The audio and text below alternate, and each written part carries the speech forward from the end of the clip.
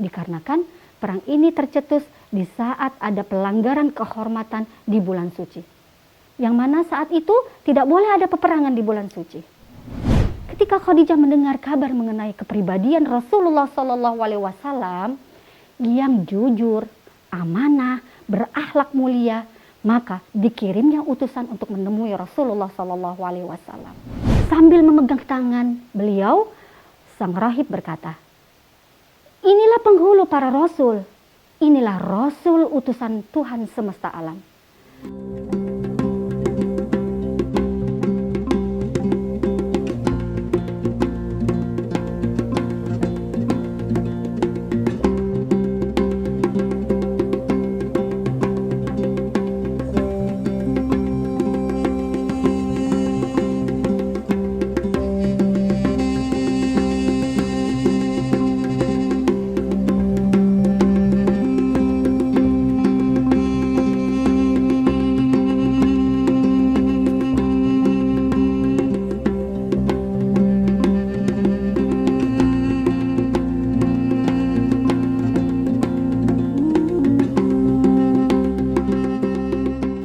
Assalamualaikum warahmatullahi wabarakatuh. Innal hamdalillah wassalatu wassalamu ala Rasulillah. Selamat berjumpa kembali dalam sajian kami Ibroh, isi baca bareng buku sirah, bersama mendalami sirah untuk hidup yang penuh rahmat Allah. Apa kabar pecinta sirah? Tak akan bosan kami mengajak, yuk belajar sirah, bukan hanya sebagai kisah, tapi juga sebagai ibroh. Pada episode kali ini kita akan membacakan tentang masa remaja Rasulullah SAW. Dimulai ketika usia Rasulullah SAW mencapai 12 tahun, Abu Thalib mengajak beliau pergi berdagang dengan tujuan Syam. Ketika sampai di Busrah, yaitu suatu daerah yang sudah termasuk Syam, ibu kota Hauran yang saat itu juga merupakan ibu kota Arab. Meskipun berada di kawasan kekuasaan Kekaisaran Romawi. Di sana ada seorang rahib yang dikenal dengan nama Bahiro. Nama aslinya adalah Jurjis. Tatkala rombongan yang ada di dalamnya Rasulullah SAW singgah di daerah tersebut, maka sang rahib menghampiri mereka dan mempersilahkan mereka mampir ke tempat tinggalnya sebagai tamu kehormatan. Padahal rahib itu sebelumnya tidak pernah keluar dari rumahnya. Namun begitu ia mengetahui Rasulullah SAW ada di antara rombongan, Bahiro pun langsung mendekati Rasulullah SAW. Sambil memegang tangan beliau, sang rahib berkata, "Inilah penghulu para rasul, inilah rasul utusan Tuhan semesta alam. Anak ini akan diutus Allah sebagai rahmat bagi seluruh alam." Abu Thalib bertanya, "Dari mana engkau mengetahui hal itu?" Rahib Bahiro menjawab, "Sungguh ketika kalian mulai memasuki Aqabah, semua batu dan pepohonan merunduk. Padahal batu dan pepohonan tidak akan merunduk kecuali di situ ada seorang nabi. Aku juga mengenali dia dari cincin nubuah di bawah tulang rawan bahunya. Bentuknya menyerupai sebuah apel. Kami mengetahui tanda-tanda seperti itu dari kitab suci kami." Lalu Bahiro menjamu seluruh kabilah seperti layaknya tamu. Kemudian dimintanya Abu Thalib agar membawa Muhammad SAW pulang kembali dan mengurungkan niat untuk membawanya ke Syam.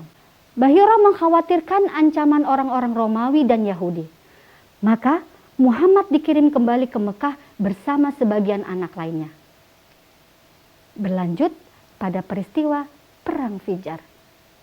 Sewaktu Muhammad berusia 15 tahun, meletus perang di Pasar Ukas yang melibatkan Bani Qais Ailan dengan suku Quraisy yang didukung oleh Bani Kinanah. Perang ini disebut Perang Fijar. Pemicunya adalah seorang dari Bani Kinanah mengkhianati 3 orang dari Bani Qais Ailan. Kabar kejadian ini sampai ke Pasar Ukas dan menyulut emosi kedua kabilah.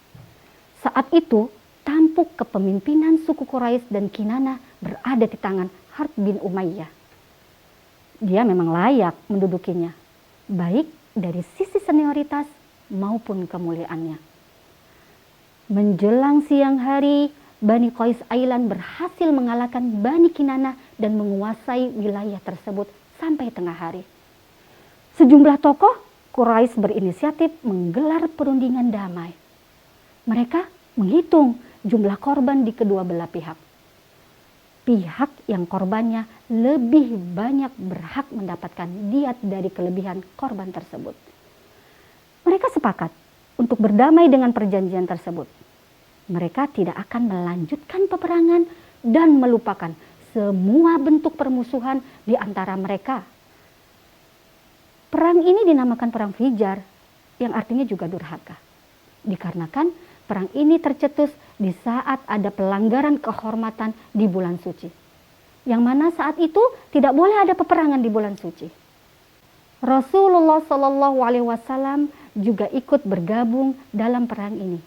Tugasnya adalah mengumpulkan anak panah bagi pamannya beliau untuk dilemparkan kembali kepada pihak musuh. Masih peristiwa yang terjadi di masa remaja Rasulullah Shallallahu Alaihi Wasallam, yaitu Hilful Fudul.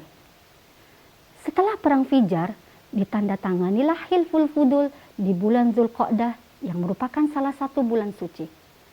Perjanjian ini disepakati oleh beberapa kabilah Quraisy, yaitu Bani Hashim, Bani Muttalib, Bani Asad bin Abdul Uzza, Bani Zura bin Kilab, dan Bani Taim bin Murrah. Mereka berkumpul di rumah Abdullah bin Jud'an At-Taimi yang dianggap sebagai sesepuh dan orang yang mulia. Mereka bersepakat bahwa siapapun penduduk Mekah atau yang bukan penduduk Mekah ketika terzalimi pasti akan dibela. Mereka akan terus mendampingi pihak yang terzalimi sampai kezaliman menimpa mereka itu terbalaskan. Perjanjian ini disaksikan oleh Rasulullah Shallallahu Alaihi Wasallam remaja dan memberikan kesan yang tersendiri bagi Rasulullah Shallallahu Alaihi Wasallam. Sampai-sampai setelah Rasulullah Shallallahu Alaihi Wasallam diangkat menjadi nabi, kesan itu beliau ungkapkan dengan mengatakan, "Sungguh, aku menyaksikan di rumah Abdullah bin Jud'an suatu perjanjian yang lebih baik bagiku dibandingkan segerombolan unta merah. Seandainya aku diundang untuk menghadiri kembali perjanjian seperti itu dalam Islam, niscaya akan aku penuhi."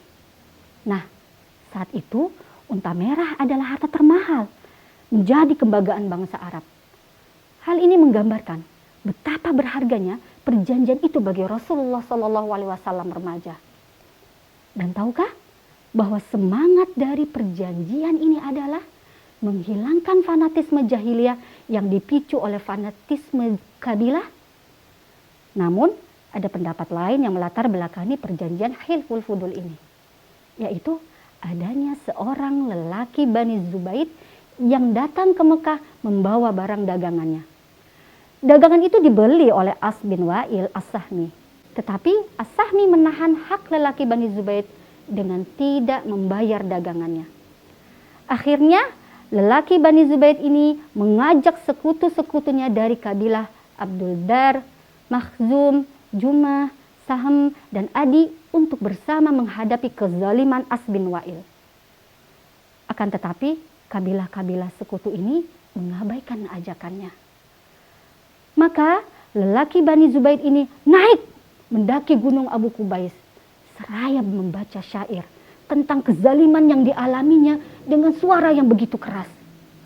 Saat itu Zubair bin Abdul Muttalib lewat dan mempertanyakan, "Hei, mengapa orang ini diabaikan?" Maka berkumpullah semua kabilah sekutu dari lelaki Bani Zubaid yang tadi mengabaikannya. Untuk apa? Untuk menyepakati perjanjian Hilful Fudul. Setelah sepakat, selanjutnya mereka menemui As bin Wa'il dan mengambil paksa apa yang menjadi hak dari lelaki Bani Zubaid tersebut. Dan akhirnya keadilan pun bisa ditegakkan. Dikisahkan selanjutnya, ketika Rasulullah Shallallahu Alaihi Wasallam menginjak remaja, Rasulullah Shallallahu Alaihi Wasallam belum memiliki pekerjaan tetap. Namun beberapa riwayat menceritakan bahwa Rasulullah SAW bekerja mengembala kambing. Beliau mengembala kambing milik Bani Sa'ad dan penduduk Mekah dengan imbalan beberapa qirat. Tapi yang jelas beliau beralih profesi menjadi pedagang ketika menginjak usia remaja. Menurut suatu riwayat, Rasulullah SAW pernah berdagang bersama Sa'ib bin Abu Sa'ub al-Makhzumi dan menjadi rekan bisnisnya yang terbaik. Dikarenakan dalam menjalankan bisnis, Sa'ib ini tidak pernah curang ataupun berselisih. Dan ini pun berbekas di hati Rasulullah SAW, sehingga pada penaklukan Mekah, Rasulullah SAW menghampiri Sa'ib saat itu, yang langsung menyambutnya dan seraya berkata, "Selamat datang saudaraku dan rekanku." Ya, begitulah Rasulullah SAW sangat memuliakan siapapun yang ada di sekelilingnya. Kemudian masa remaja Rasulullah SAW berjalan seiring dengan terus bertumbuhnya usia Rasulullah SAW. Pada usia 25 tahun, Rasulullah SAW berdagang ke Syam dengan modal milik Khadijah. Ibnu Ishaq menuturkan bahwa Khadijah binti Khuwailid adalah saudagar mulia yang kaya raya. Ia menggaji beberapa orang untuk menjalankan bisnisnya dengan sistem bagi hasil. Kabilah Quraisy memang dikenal sebagai pedagang handal. Ketika Khadijah mendengar kabar mengenai kepribadian Rasulullah SAW yang jujur, amanah, berakhlak mulia, maka dikirimnya utusan untuk menemui Rasulullah SAW. Melalui sang utusan ini, Khadijah meminta Rasulullah SAW agar bersedia memutar modal untuk berdagang di Syam. Tentunya didampingi oleh pembantunya yang bernama Maisyarah. Khadijah berjanji akan memberi imbalan lebih dari yang pernah ia berikan kepada rekan bisnisnya yang lain. Rasulullah SAW menerima tawaran kerja itu. Ia berangkat membawa modal dengan didampingi oleh pembantu Khadijah yang bernama Maisyarah itu hingga tiba di Syam. Nah, bagaimana kelanjutan dari kisah perdagangan barang-barang Khadijah ini? Yuk, pastikan untuk mengikuti episode Ibrah selanjutnya. Demikian pencinta sirah, Ibrah episode 8 kali ini.